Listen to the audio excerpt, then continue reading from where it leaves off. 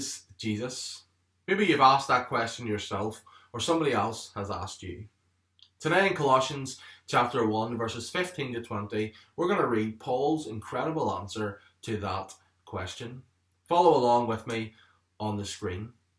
The Son, that's Jesus, is the image of the invisible God, the firstborn over all creation. For in him all things were created, things in heaven and on earth, visible and invisible, whether thrones or powers or rulers or authorities. All things have been created through him and for him. He is before all things, and in him all things hold together. And he is the head of the body, the church. He is the beginning and the firstborn from among the dead, so that in everything he might have the supremacy. For God was pleased to have all his fullness dwell in him, and through him to reconcile to himself all things, whether things on earth or things in heaven, by making peace through his blood shed on the cross. Who is Jesus? The answer, according to this passage and elsewhere in the Bible, is that Jesus Christ is supreme. To be supreme means to be the greatest. It means to be the highest in rank or authority. It essentially means that Jesus is the greatest. He is unique. There is nobody like him. He is absolutely on his own when it comes to power and authority.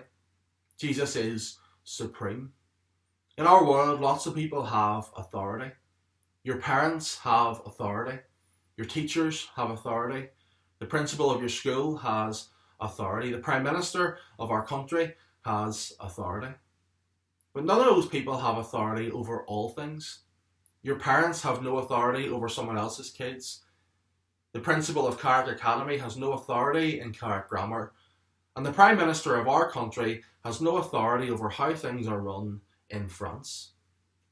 Jesus, however, is very different, because he alone has authority over all things. Elsewhere in the Bible, Jesus is described as the King of Kings and the Lord of Lords. That means he sits above and is supreme over the rulers, over the kings, over the authorities we have here on earth. He is supreme over all things. You see that phrase, all things, repeated 5 times in the passage. In verse 16, all things have been created by Jesus and for Jesus. In verse 17, we're told that he existed before all things, and in him all things hold together. In verse 19, we read that it was through the death of Jesus that God reconciled to himself all things. Think about this just for a moment.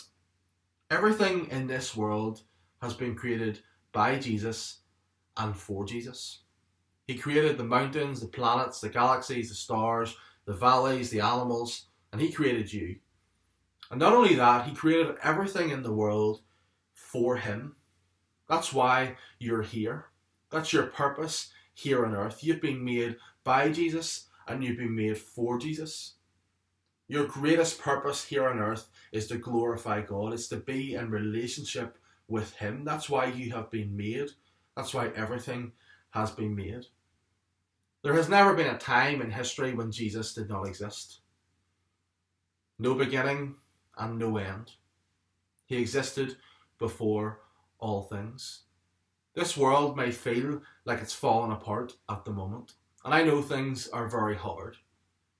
But the reassuring and incredible truth, according to these verses, is that Jesus is, even now, holding all things together. Nothing surprises him. Nothing catches him off guard. Nothing happens by accident. He is the creator and sustainer of all things. Jesus is supreme. According to verse 15, he is the image of the invisible God. Jesus is God. All the fullness of God dwells in him, and he has made God known to us.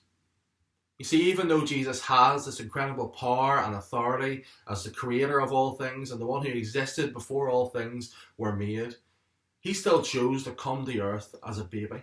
He chose to give up that power and that authority, to come to earth, to live the human life, and then incredibly to die on a cross, to be killed by the very people that he had made.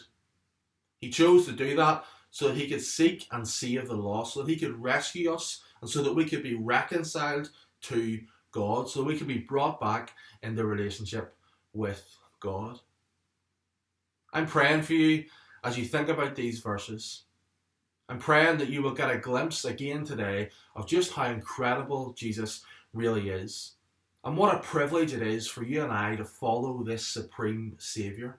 We can know this Jesus, we can follow this Jesus, and we can help others to know him too. Thank you so much for watching. See you again tomorrow.